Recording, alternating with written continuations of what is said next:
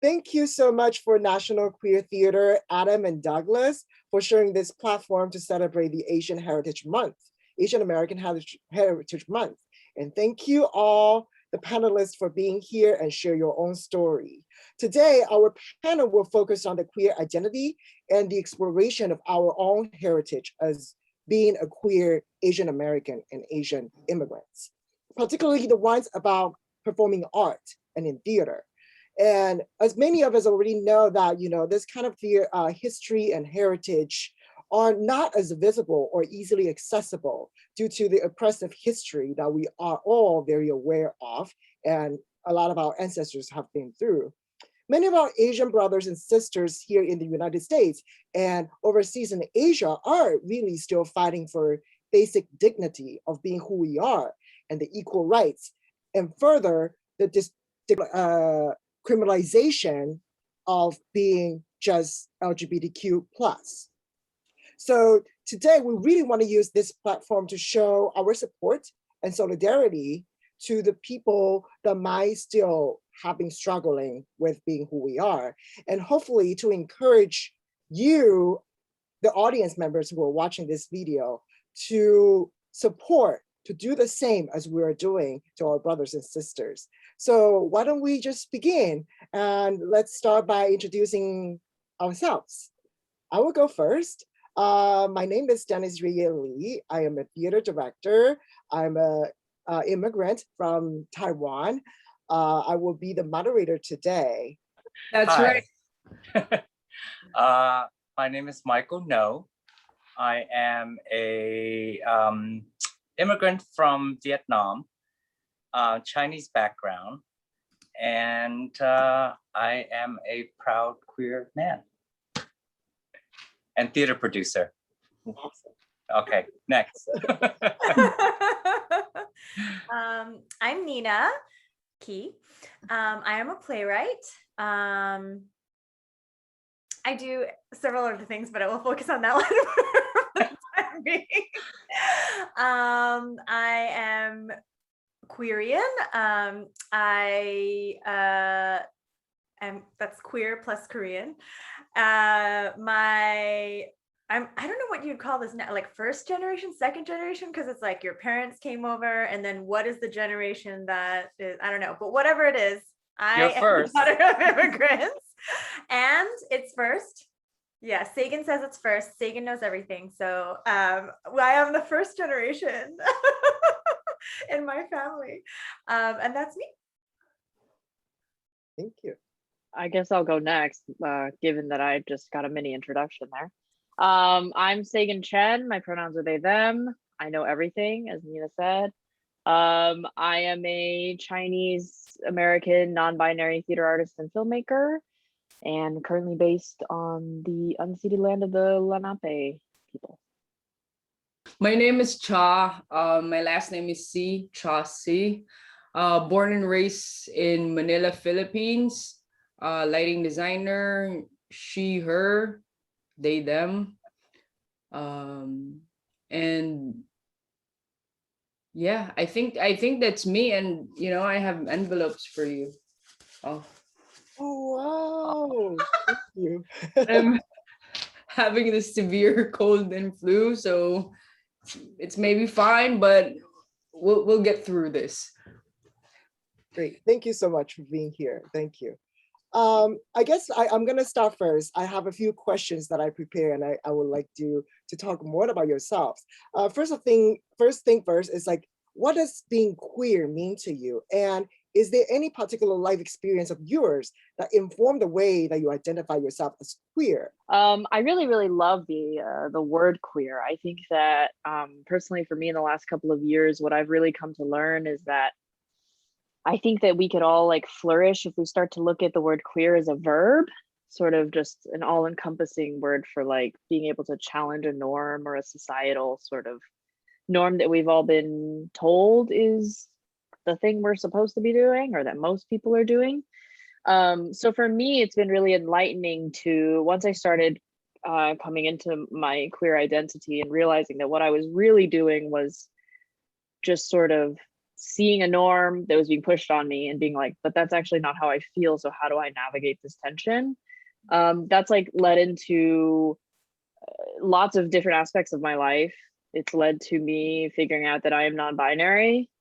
It has led to me figuring out that I'm not monogamous. These are all norms that have been sort of imposed upon us from birth and in media and in representation and everything.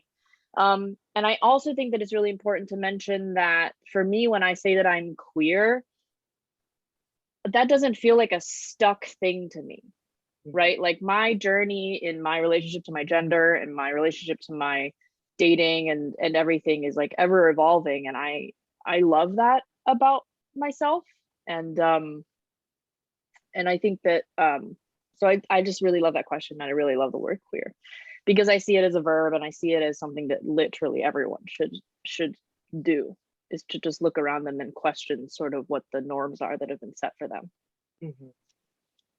I totally echo Sagan. Hi, Sagan. I'm Cha, by the way. I feel like for me, being queer is a continuum. You know, it's just ever changing, transitional thing that it just doesn't stop. Or if it wants to stop, it can stop. But I feel like there's always room for growth, or I don't know. It's just a very transformational continuum, and I feel like that's the beauty of it, because it's not like positive or negative, or like, you know, it doesn't, if you don't fit in, you don't fit in, it's fine. That's, I think, the beauty of being queer. Mhm. For me personally, that historically I've had trouble with the word queer, actually, and not in a sense where I was like, nobody should be using this word, because I feel like I've had so many people in my community, friends in my life, that have found the word queer to be really, as Sagan said, very powerful and encompassing, you know. But I think when I was younger, the problems that I felt with it personally was that there was always this sense that like I had to choose one or the other, you know, like especially because in Korean culture, it's not very accepted. Still, I remember being like 17 and watching like Margaret Cho's stand-up, and she's doing this impression of her mom, and she's like, there's so many gays. You have a very cool mom. Like there's so many gays all over the world, but not in Korea. And I felt like there was such an accuracy in that, like that just felt so real. And when I was coming into myself, I felt like it was such a white term, you know, like there is a sense in the word queer that I feel like it's largely been reclaimed, you know, from its origins. And there are some other slurs or you know, derogatory names out there that can't be reclaimed, and so I was really questioning what that meant for me to identify that way. And I also had this lovely experience when I was younger of being able to interview a bunch of Koreans, of queer Koreans actually, and one of my questions was, do you feel like you have to choose between you know, being queer or in being Korean? And I'd say predominantly yes. I see actually every single one of them, including myself, said yes, because being queer is seen as like a white person. Oh, that's like, you know, that's over there, that's like white people are queer, like not us, not Koreans, you know. So it was a conflict that was like very present in my younger life, but I think I've like kind of made peace with that by being able to be like, I'm going to purposefully smush these words together, you know. It's not like I have to choose, it's not like I have to be in opposition and choose one way to be. I can, you know, like be whatever the fuck I want. So I don't know if I'm supposed to curse out. I'm sorry, it's gonna pop out every once in a while in this like very serious interview like this about but yeah, I feel like that's kind of the journey that I've been on personally with queer. Yeah. Thank you. What about you, Michael? I was sort of waiting for everyone to hear everyone's responses. I'm it's one of those words that I also for a while had troubles with, only because in my family, such traditional Chinese family, it was like, you know, you as Nita said, you are one thing or another. And growing up, having had my parents pretty much reject me at a really early age, and been on my own since I was, you know, since I was in my teens, that it was a label that I didn't want to be fit. Hard. I'm sounding not so eloquent right now, but because I'm just trying to find the real emotion that I'm feeling behind it, and it was just the labeling of things. I was very fearful because I was afraid I might be judged by it, just from work environment, regular life, friends. It was also the late 80s, and you know, the AIDS epidemic was a thing, the labeling of gay, homosexual, any of that, I was very fearful. And it's only in the last few years, I would have to say, that well, 20 years, really, I've been in a good relationship, and I feel like I can embrace every facet of it, that it comes in every color. As you know, when I first saw the rainbow thing, I said, really, it's a rainbow? And now it's like, yes, it's a rainbow. You know, it's every color, and everyone has a different, and everyone has a different shade of it, every one of those colors too. So I am embracing the label, and I want to be labeled now. That's the weird thing as you get older. It's like, yes, put it on me, bring it on. I want to, you know, spread the words. If that's what it means, then I'm this person that wants to contribute. And I'm queer, but however, whatever label you want to put on. So anyway, there. Thank you for sharing. I want to continue this conversation by sharing with one little anecdote. As I was curating this panel, I was thinking about who else I can reach out to. And, you know, a lot of people who came here to America is not just because we embrace the American culture, is to come here to seek for asylum. There are a few friends of mine who are still very afraid of embracing that identity. They can engage in all kinds of homosexual or queer activities. They fall in love with the same gender and all that, but just for them to call, oh, I'm gay, I'm lesbian, or even I'm bisexual, it's so hard to move forward. Even for myself, I'm still struggling. I'm slowly coming to terms with my father. We kind of have this like policy, don't ask, don't tell. So long as you don't say you're gay, we're fine. We maintain our harmony. So I'm really curious to know how you decide to embrace that identity and say, you know what, I'm this label. What are you going to do with it? And how do you reconcile with your family? As we know, you know, Asian culture itself is very ingrained in the family culture.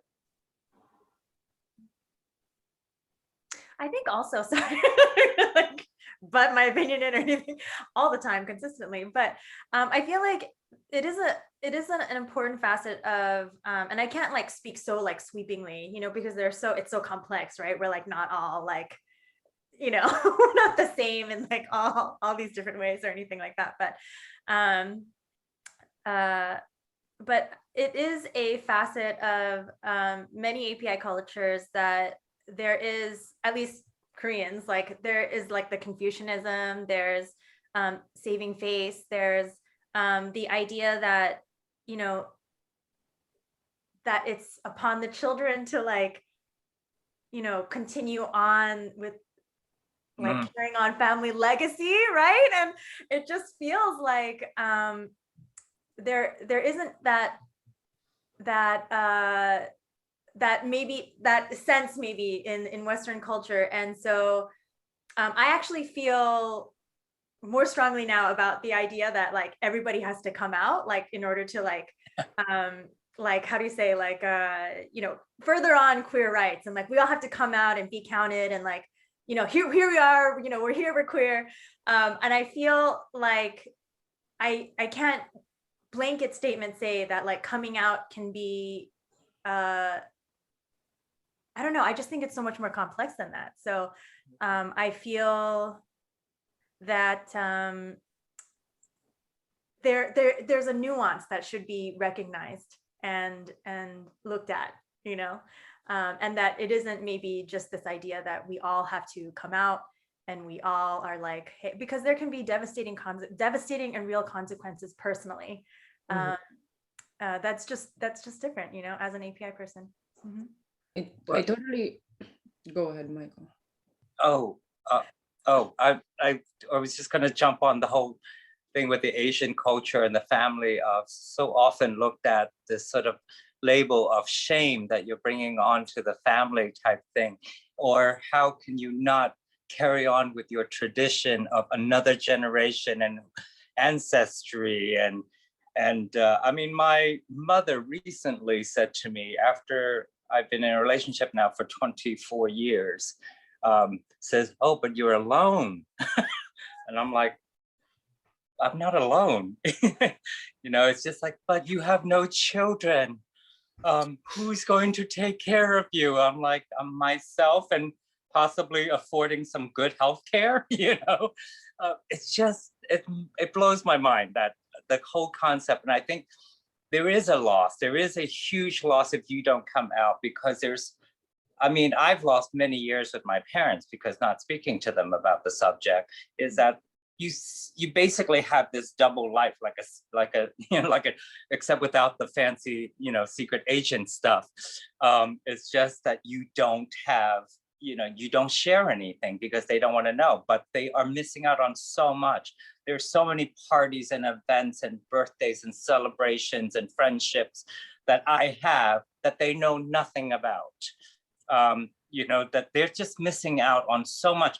I wouldn't even say half. I would say, you know, 75% of my life they're missing out on because they're only getting the surface. I'm okay, I'm eating, I'm taking care of things. You know, it's the silly stuff. But they don't really get to know who, you know, who you are and how you, anyway. Thank you. I'm just jumping on your wagon of family things, so.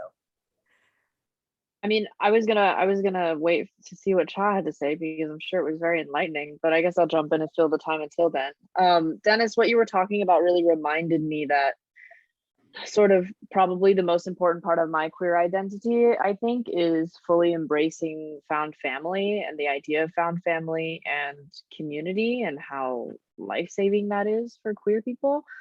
But I am coming at it from a context of being like Nina, first generation child of immigrants.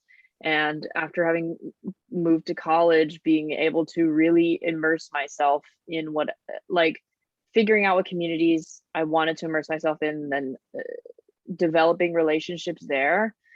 And that was all afforded to me because I'm in the context of being in the United States of America, which, you know, isn't like a resounding cheer for America. Please, no one take that out of context. But you know, as you were saying, you have friends in other countries for whom that's not the case, that it is much more difficult to find, you know, found family or community, or to be proud about it, or to live loudly. And I do think that is something that we have to really think about.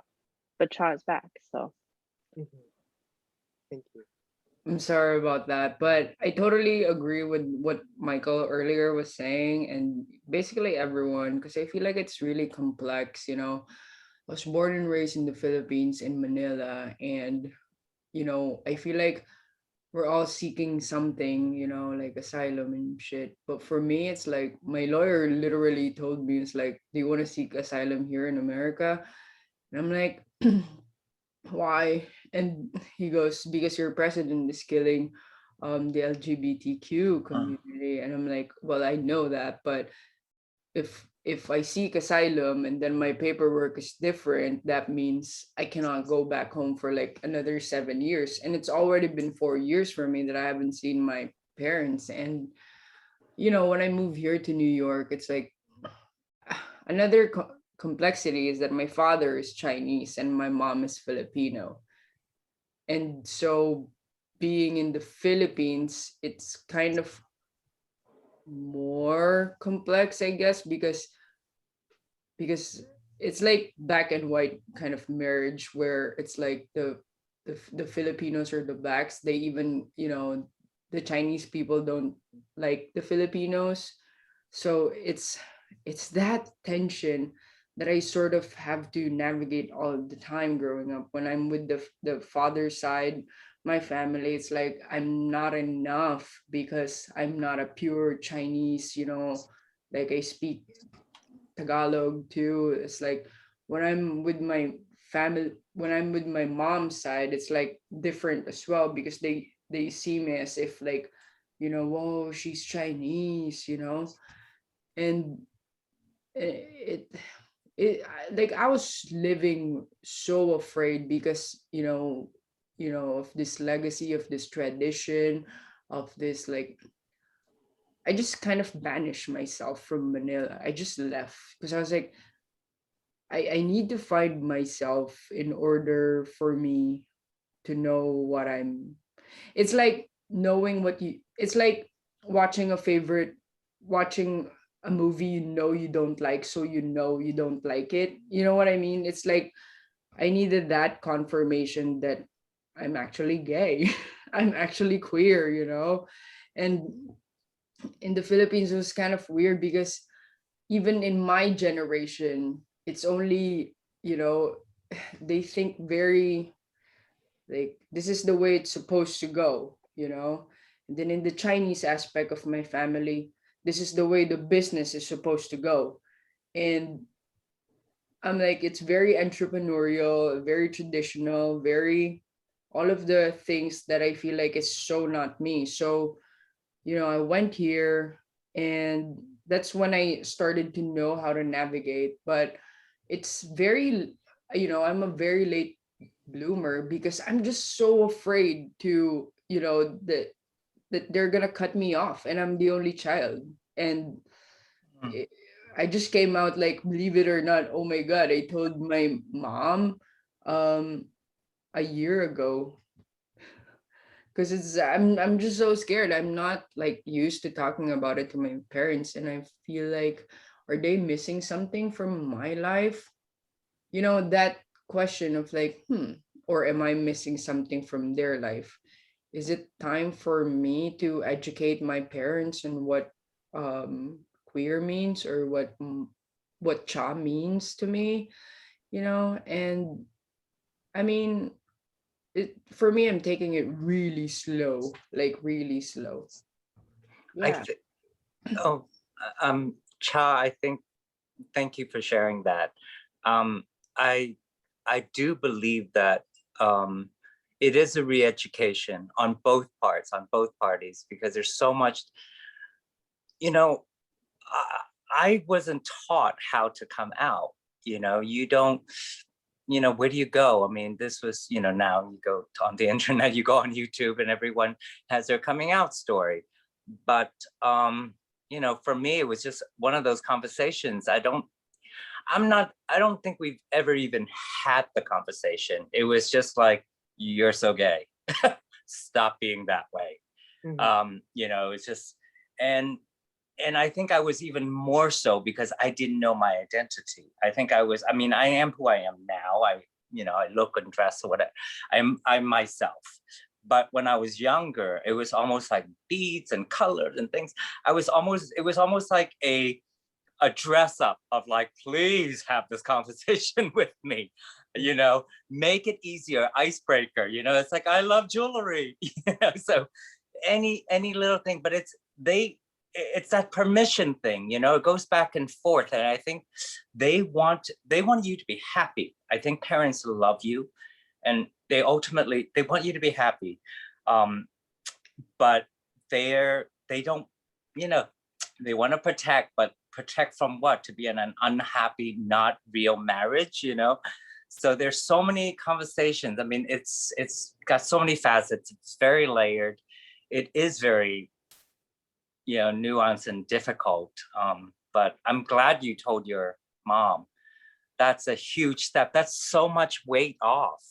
I know, it's like, yo, it was crazy because I was like, I don't want to be living like this. Like I felt like, how old am I, right? I'm 33 now, and I feel like maybe it's time, when am I gonna do this? Like I heard a podcast with Ocean Wong, and it's kind of like, how afraid I am, to the point that should I just wait for my parents to, knock on wood, leave the earth Yeah. so I can live my life? But that's how afraid I am, because I know how they talk about the person like me, a person like me, like, when they talk about the neighbors, I'm like, who are so queer and happy. I'm like, oh my God, mom, this is literally what you're talking. Like, that's your daughter, or like my aunties, or like my cousins, like, yo, that's your cousin. So, growing up, I just become very afraid of like living my best life, like as like as true as possible. Like it became really hard to navigate that, like to the point that I needed to leave. Mhm. I agree. I think it's good that you took control to like lighten up the mood. I was also very afraid and did not do it and avoided that conversation. And then I literally ended up getting walked in on. So, there's your other option. So I would recommend, giving them a heads up, So, but I do think, but like jokes aside, like I think that is, taking control of your own narrative is really important, because like, I agree, the world is really harsh and the world is really intense. And if you continue to live your life like trying to be reactive, it makes it really hard for someone who is of any sort of marginalized or oppressed identity to really be able to control their own narrative. And that's really tough. Yeah, I do want to. Yes, Nina. I'll make this really quick. It's probably not going to be quick. I'm sorry, Dennis. Go for it. I think it's not going to be. But if it just helps from like my own personal experiences, I remember like having this conversation with my brother, and he was like, "You should never come out. You just shouldn't do it." And actually, I had conversations with friends like when I was a teenager, like, I'm never gonna come out. I'm never gonna do it. I know how they're gonna react, and I know it's not gonna be good. And I have friends who've like been married and divorced, like they've had whole, and they have never told their parents specifically because they know that their family will be rejecting of them.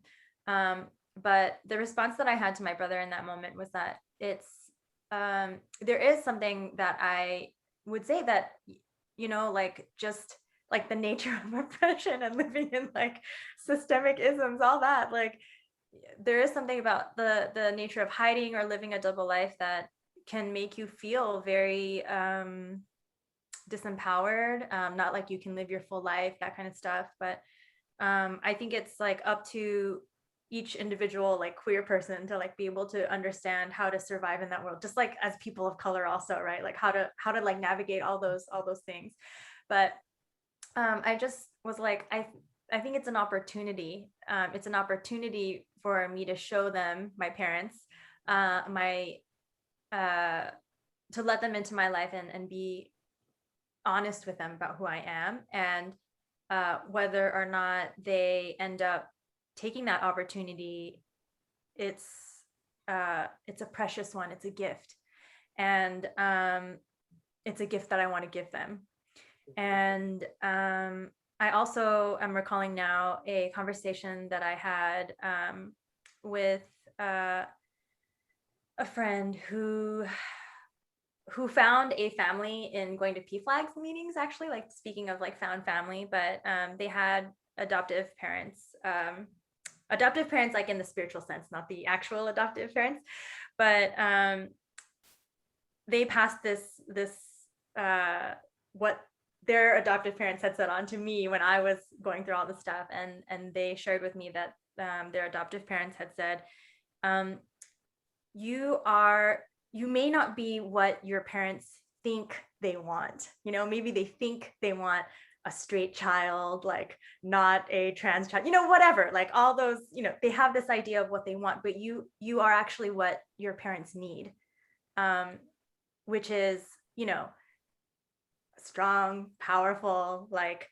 expressive, like beautiful, like you are what they need. And like, I'm like paraphrasing terribly here. They said it way more eloquent than me, but but it's like, it's up to you, whether the general you, not you, Cha, the general you, baby queers listening out there, if you want to give that gift or not, whether you feel like it's safe, whether it will be accepted. So it's that sort of feeling, and just like recognizing that, oh yeah, I am the epitome of my ancestors' wildest dreams, and should be treated as such, even if other people can't recognize that, even if that rejection comes from family.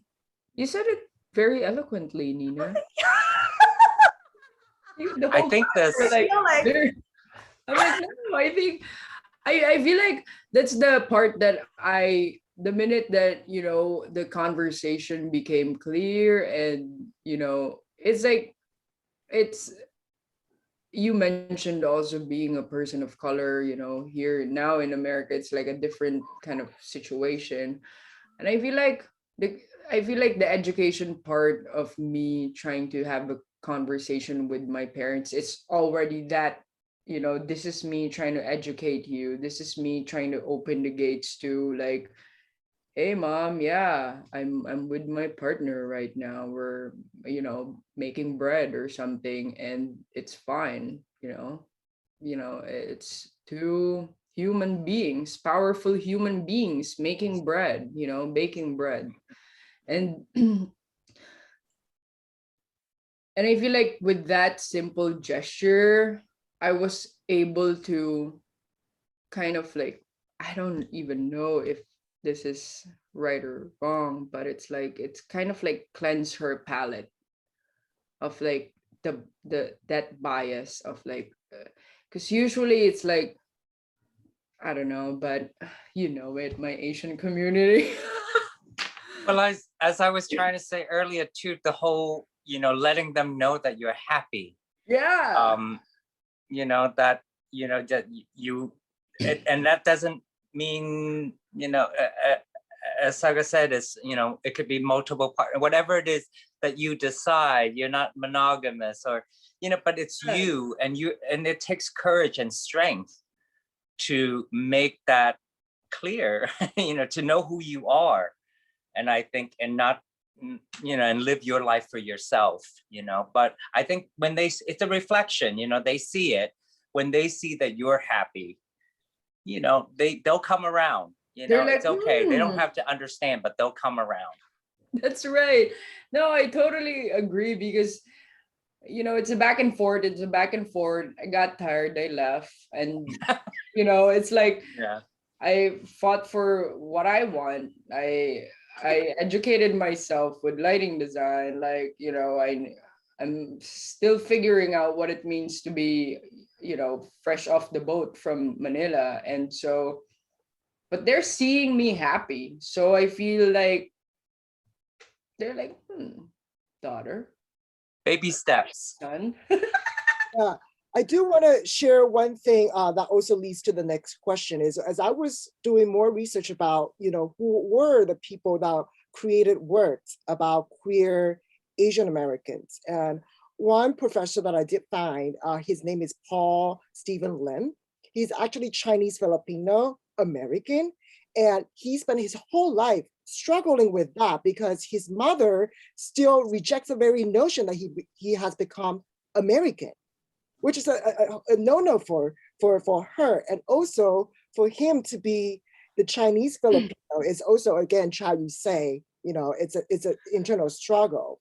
So what I want to ask you is that, when we come to terms with our own identity as queer, we oftentimes want to find the community before we even have the ability to create that community of our own or found family.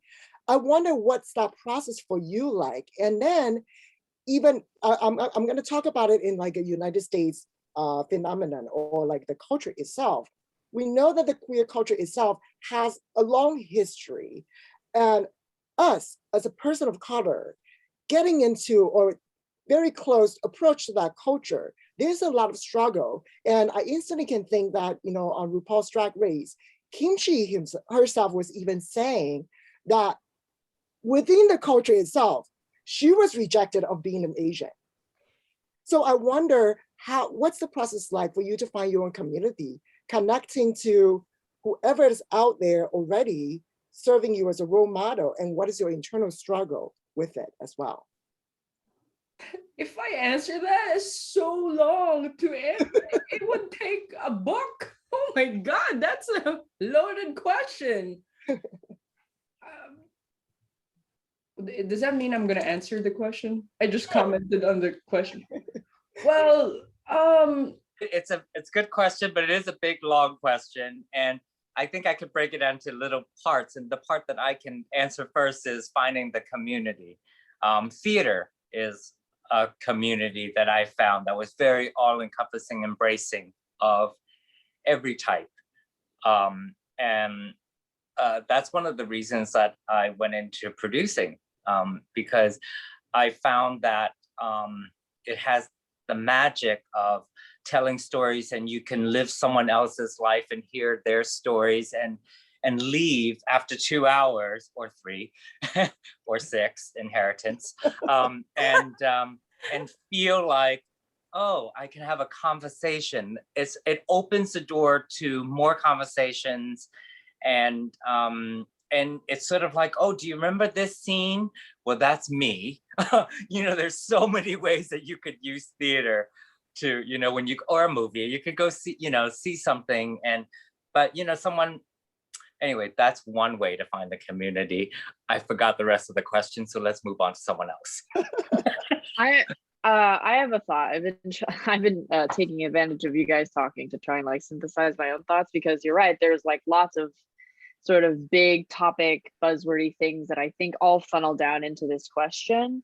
I keep trying to think about media representation and how much that affects what society thinks a certain group of people are like, right? And I think about how specifically identifying as queer is one thing, finding a queer community is one thing. It's also another thing to acknowledge that it is Black and brown trans women that have led the fight so much, so at least in the American context of queer and trans rights.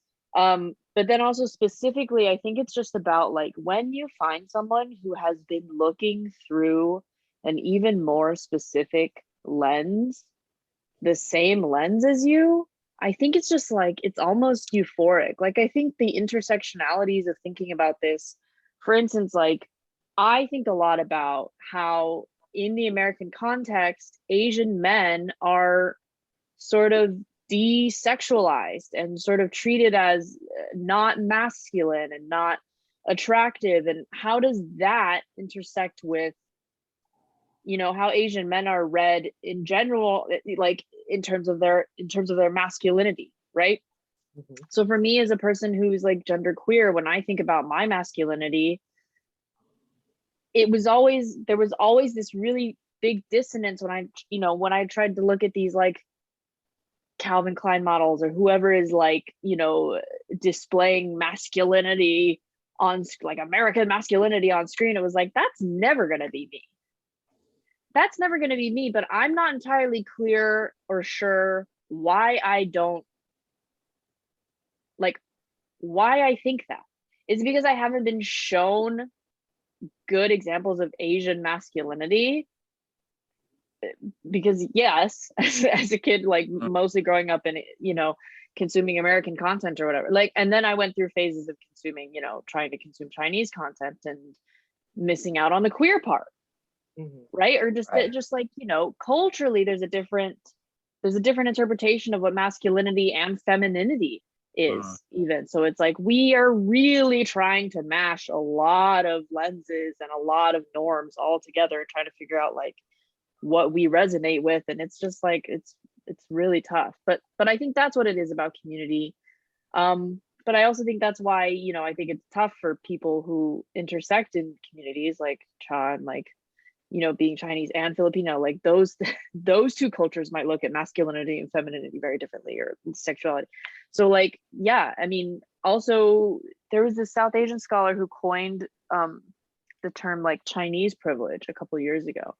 It was around the time that Crazy Rich Asians was coming out, because in the East Asian context or whatever, like Chinese people do have a lot of privilege and exert a lot of privilege over, say, other East Asian countries. And it's just, I gotta think about that, and I have to think about how I'm Chinese American, like I have privilege there. Isn't it exhausting? It's so exhausting. That's right. It's tiring. It's so complex.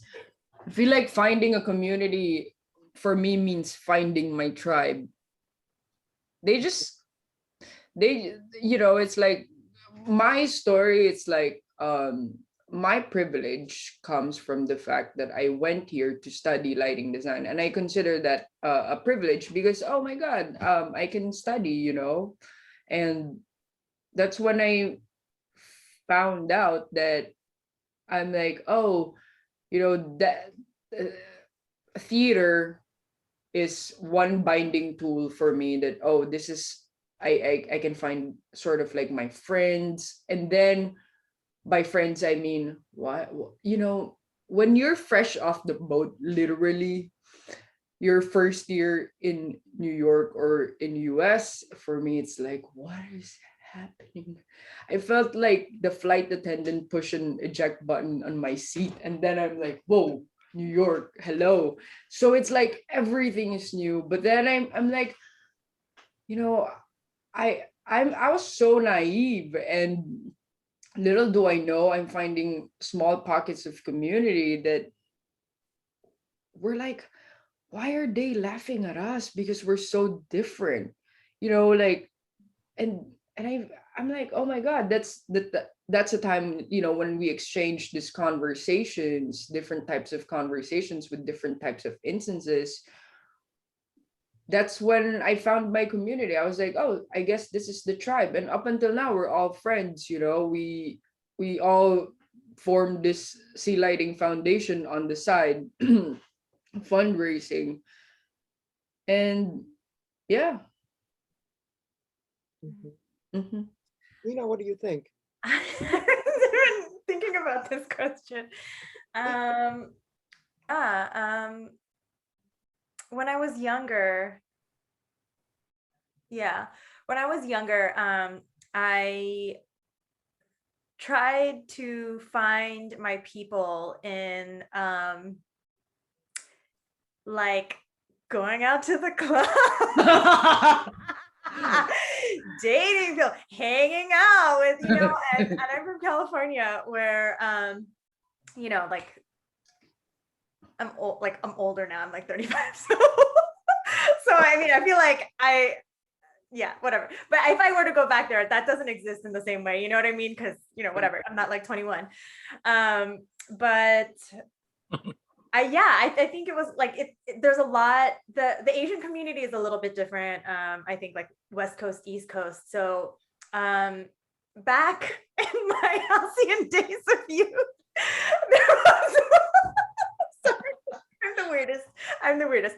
But there were like, groups of API queer people hanging out, like casually dating, like, going to the clubs every like Friday, Sunday, whatever, like, and that's how I felt like I initially tried to find that. I was really intent through media representation also, Sagan, to find people that looked like me, that understood me, that knew what I was going through.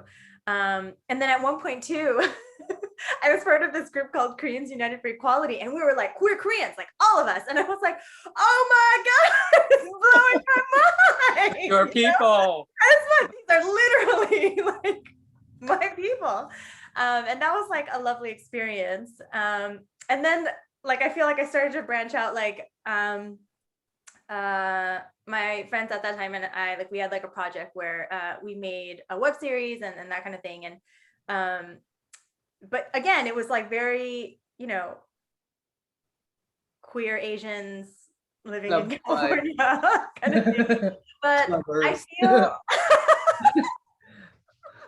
I feel like I still have like the seeds of those like beginnings like in my art.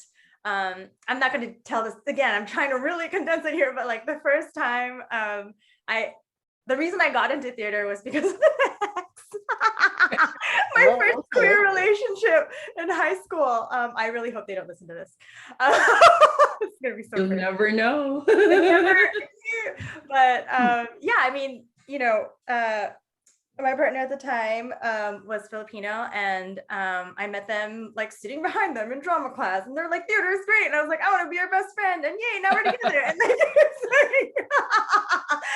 So you know, I feel like my art, my identity, my, you know, all those things have always kind of been very happily like together, you know.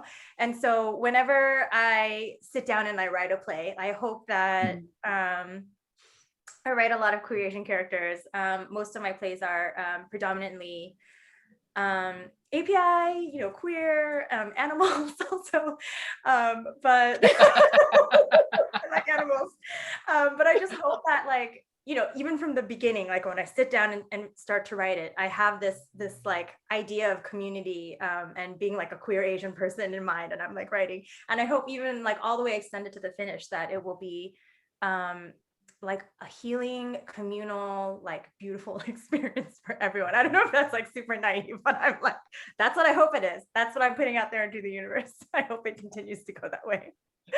Yeah. I think storytelling is such a wonderful way to let people in, you know, performance art, anything, you know. So I think it's having a playwright that wants to write about queer Asians and animals is wonderful. I can't wait. You know, there should be more representation.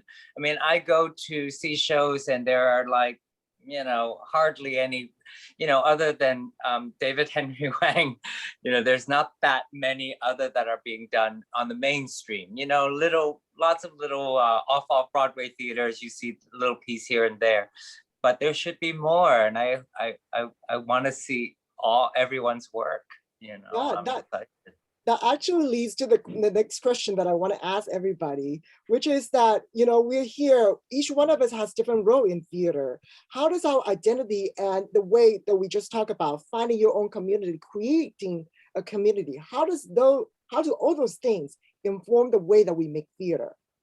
You know, we have Michael as producer, Nina playwright, Sagan as an actor, and Cha is a designer. So it's very diverse. And how does that inform our working process?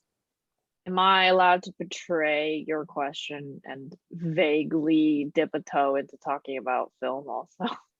Sure, totally. Open it up to like, you know, performing art itself. I don't want to be, yeah. I would, you know, Nina mentioned making a web series in California about, you know, being Asian in California, and I wanted to just sort of plug / an ode to this show that I've been working on for the last couple of years that I produced and was in, called Sideways Smile, which I don't know, any Asian people socialized as female probably would have like gotten that sort of an insult in middle school. And if you don't know it, I guess look it up, or don't look it up, I don't know. Anyways, Definitely looking it up. yeah. And it's a show that came out of being like, oh, okay, you know, mainstream's not going to do it, so we'll do it. It's a show that was written by my friend Hang Nguyen, and it's about an Asian female millennial living in Brooklyn and figuring out like her sexuality. And the thing that my most favorite thing about this show, it's like a broad city, but specifically like Asian American millennial lens. It like gets very specific.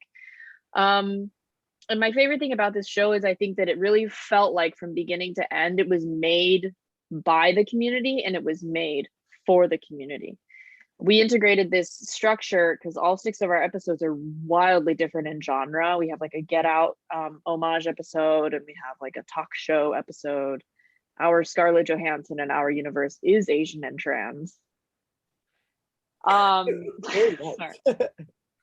My favorite thing was that, yeah, so we strung through that there is this workshop class that this lead girl, Alex, is taking, and she like learns so much in that class because it is a class that, even though there's a facilitator, it's composed of so many different people from within the community, but that like live at all different types of intersections.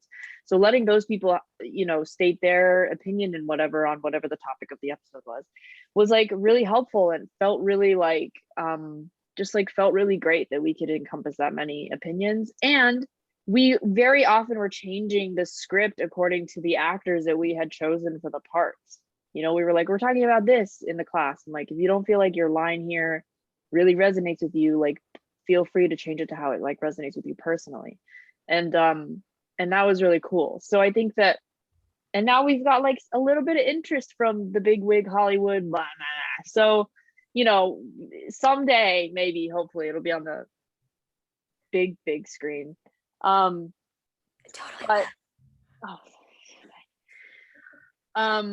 But, but yeah, I just, that's always going to be how it's going to have to be, I think.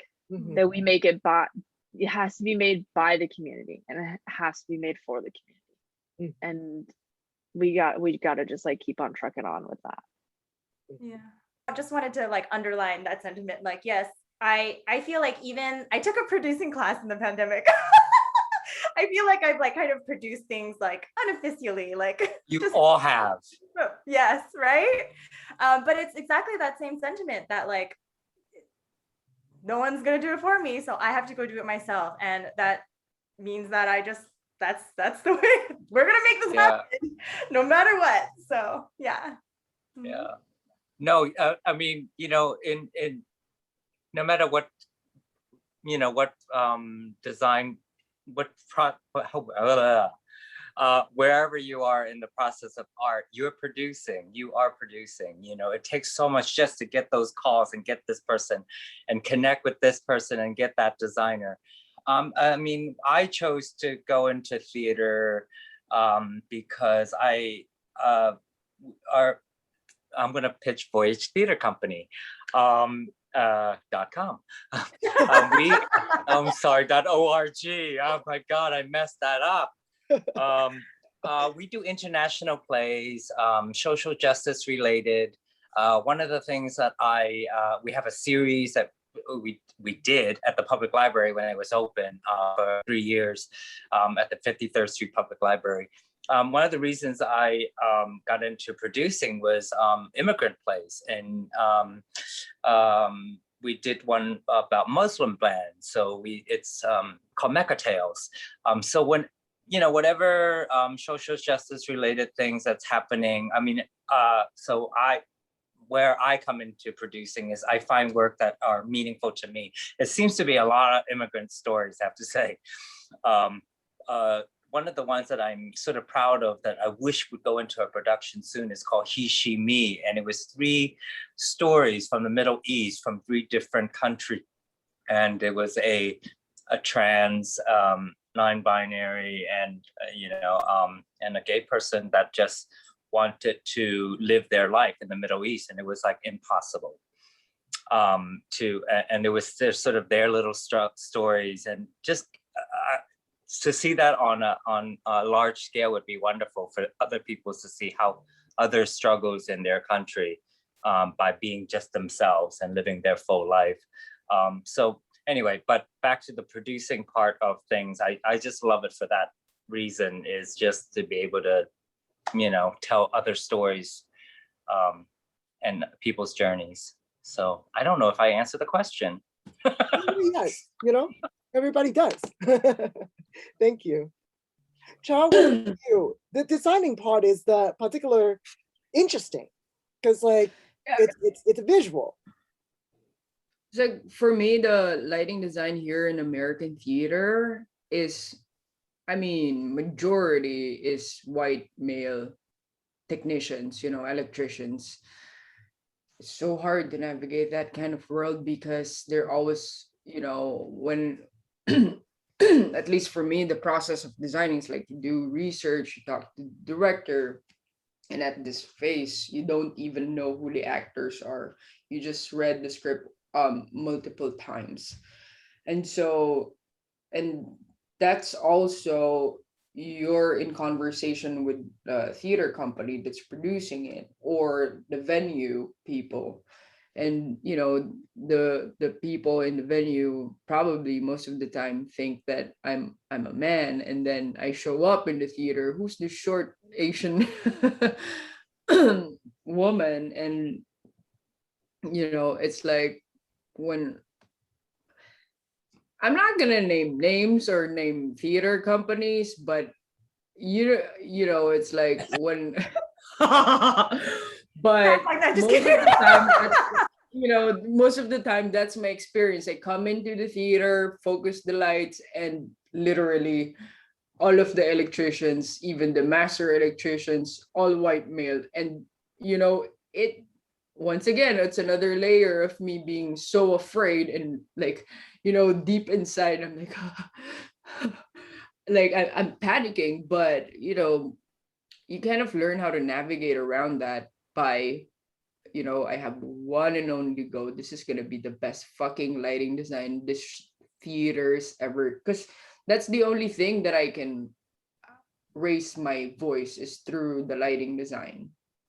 It's like, that's for me, just check out the lighting, and I don't even need to really say anything. Just watch the show, But I feel like, because there's a lot of underestimating that's happening, I gotta do the work 30 times harder, to the point that it has to be no error with my paperwork, because I'm dealing with math, I'm dealing with power, I'm dealing with like technology. And so that's one aspect alone. For me, it's like, being an API in the lighting design community is hard. But that's kind of how I navigate it. I just shut up, do my work, make sure that I commit no mistake. And if that's a mistake, I want it to be an intentional mistake on stage. And so far it's been still challenging, and I don't know, I want to see more POC electricians. So I feel like I always ask myself, if you have this much power, what are you going to do with it? So at least for me, when I have a show, I want to have a programmer that is POC. If it's not POC, at least from the LGBTQ, it's like, I want the entire lighting design team that who also represents a piece of me. And so that's how I hope I answered the question. Did I answer? It's like you will try to answer it and then you will go, but yeah, it's one of those things where it's like, sometimes when I'm doing a 500-seater show, like I wish that it's all Asian, it's all my people that I'm lighting, and I'm still waiting for that moment to come. So Michael, hire me, hire Nina, hire me. Sagan, come on. Okay, we have writer, performer, lighting, Yeah, produce, and director. So it's a dream team here right now. yeah. Right. And I'm also really good at fetching coffee. Me too. Hired. Yeah. But also it's like the importance of made by the community for the community. I'm telling you, it has a different effect. I'm Absolutely. I'm gonna side plug. I'm doing a show, What to Send Up When It Goes Down. It's gonna happen again in June, so I'm gonna invite all of you to come see it. Thank you. That show changed my life. Oh, you've seen it. So Oh, we're yeah. gonna be back in Brooklyn Botanic Garden, this time produced by BAM and Playwrights Horizons. I'm naming names. Are we gonna edit this out, or it's fine? I love these companies. Great. We're not gonna. Funny thing is, my great mentor, Judith Molina, she likes to say 1, 2, 3, 4, 5. We have 5 people. There you go, a theater company. Do it. That's right. We have it all here. we are coming to the close, to the end. I do have the last question that I would like to hear from you. Is that, recently I definitely have observed increasing discussions about maybe, especially among the people of color, artists of color, maybe we should stop supporting the establishment, the mainstream culture, may it be Hollywood or Broadway. We should be on our own. We should stop being so approximate to the white culture and find it our own. So a lot of you might have already answered in a little bit here and there, but my general curiosity, and I really want to hear from you, is like, how do you envision the future for queer Asian American community, especially theater community or performing art community? What is that dream like?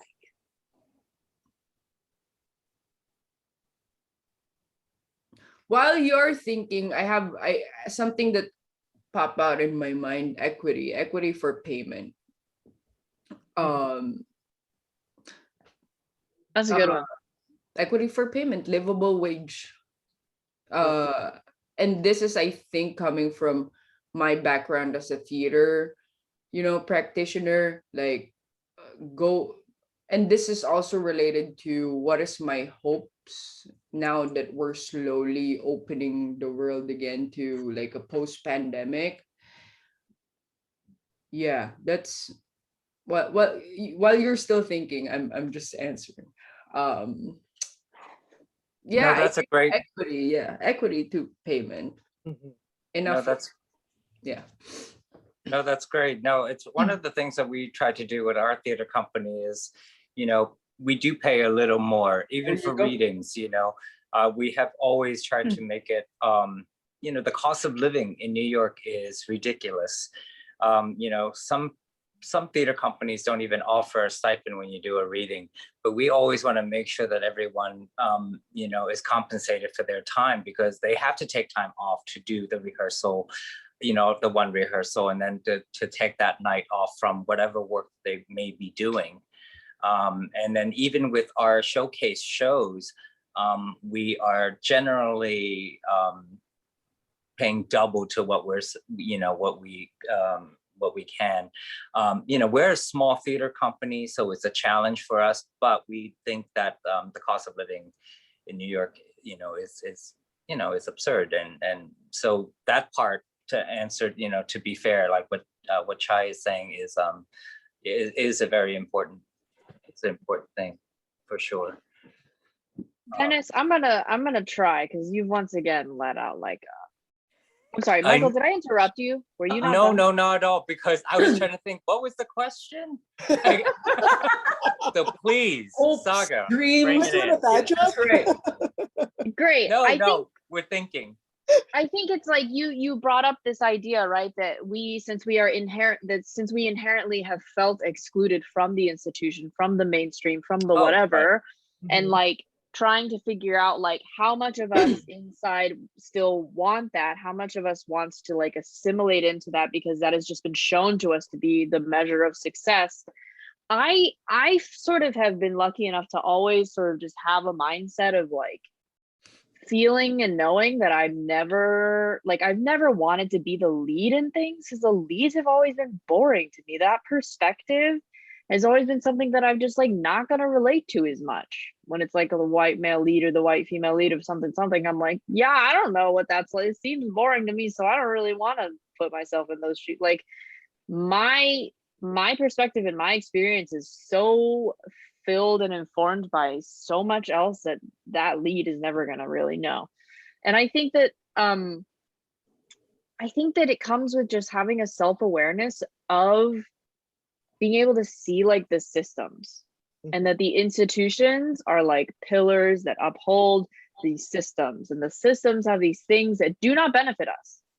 So once that becomes clear, I feel like it's really easy to sort of wrap your mind around like, if they've never wanted me to be there, it feels kind of silly to continue to fight to be there, and continue to just like swallow the microaggressions and the like, don't ever call me diverse. I'm not diverse. I'm one human being, okay? Like, just because I occupy a bunch of your boxes, it doesn't mean I'm a diverse person. I'm one human. That's like it irks me so much when they're like, well, you're diverse. And it's like, no, actually I'm one human. You're looking for diversity in like a group of people, but I'm not like blah. So and now I've run away from the question. But basically, I think it comes about self-awareness and it's being able to see the systems that inform what we do and what we want and why we want them. Queer your narratives, queer your views and your systems, and it all, I don't know, it all becomes clear. I sound woo-woo now. I'm gonna stop. I totally also want to call out Sagan and say that they have definitely played the lead in my play, in a play that was directed by Dennis. Oh my god! Oh my god! It's the three of you. It's the three of you without me and Michael. Stop. Just kidding. I'm just poking fun at you because you said it. Wow. You're totally right. I don't know. I could call you out too, because earlier you were like, we went out to the clubs, you know, you were going out to clubs on Sundays? Can we just talk about that? I don't know. They were the only queer days, Sundays, Sunday nights in most bars were the thing for, you know. Call me out. Am I the asshole? No, yes. because it was the, you know, the leftover day that, you know, everybody's day of rest. The one that day of rest. Frantically, but you kind of like hung out at the bar. No, that's not me. I'm just getting called out left and right. It's fine. Oh. But to answer your question, Dennis, do we want to be a part of a community that doesn't really embrace 100%? I'm just breaking it down simple so this brain can understand it. You know, I have such mixed thoughts about that. You know, I want to put work out there, and the people that will come to it will be the people that come to it. You know, I don't want to exclude or include. It's not, but as long as it's important to you and your message comes across and you have the right team of people and you have the designers and everybody, it's all diverse enough, not you, sorry to use the word diversity, but you know, just enough that you feel like you build your community and your family and your people. And it, you know, everything will happen, you know, the way, you know, just to the word, you know, I don't know about like, you know, why we shouldn't be going to movies at all, you know. Then if we don't want to support that, then movies like Minari will not get, you know, watched because it's about a Korean coming to America to, you know, they're so, it's one of those delicate things. It's just like, is it, you know. But you know what you and Sagan just mentioned, it's like it's coming from this awareness too, that now that you're aware is because also from your exhaustion.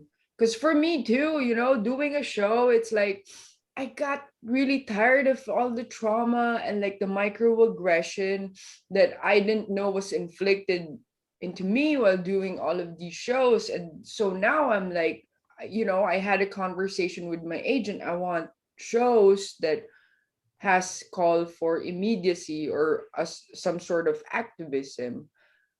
Because if at least if I'm gonna be put in a war, let it be something that will tell some, you know, some words to the world, as opposed to doing something mediocre.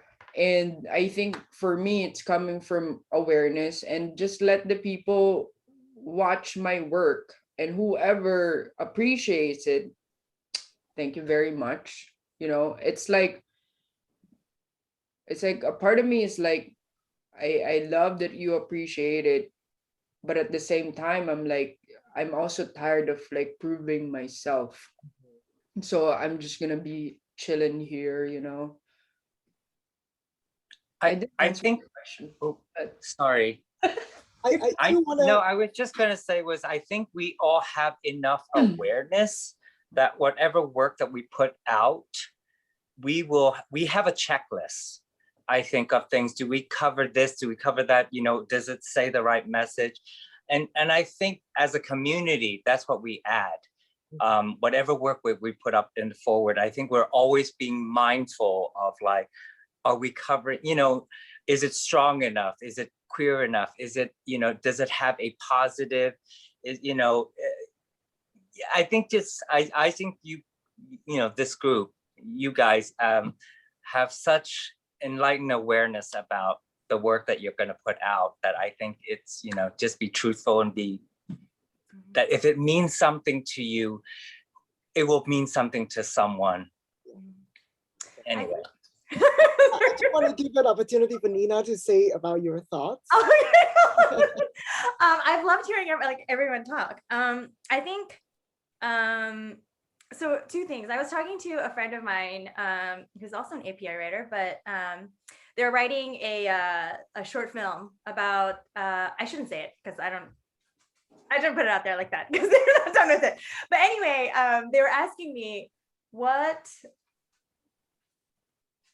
I'm putting out this film. There's not that much out there. Like, I kind of feel like I have to speak to what it's like to be a queer Asian person.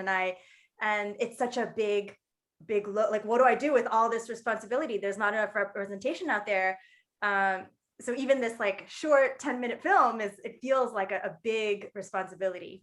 Mm-hmm. And I told them that the specificity of your own experiences are going to speak to the truth, possibly the universal truth, like in Minari. And also, I love that film so much. I just cried through it, the entire thing. But perhaps like a universal truth, but also like the truth of what it's like to be a queer Asian person, and to not worry about that so much like that. Yeah. But I think also as a former elementary school teacher, I have read, we do all the studying and we learn all the things, and you do realize how much, I could talk about this for a long time, but I'm not going to.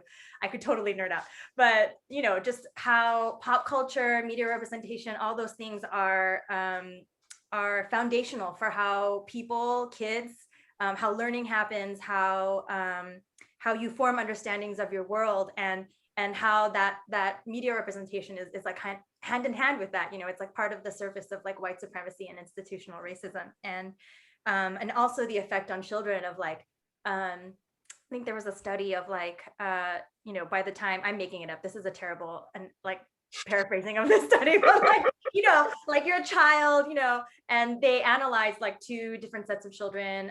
One group was white, one group was black, and the black children consistently had lower self-valuation, self-esteem, self-regard. And so we have facts, we have numbers, we have studies that show us about how learning happens, how it affects us.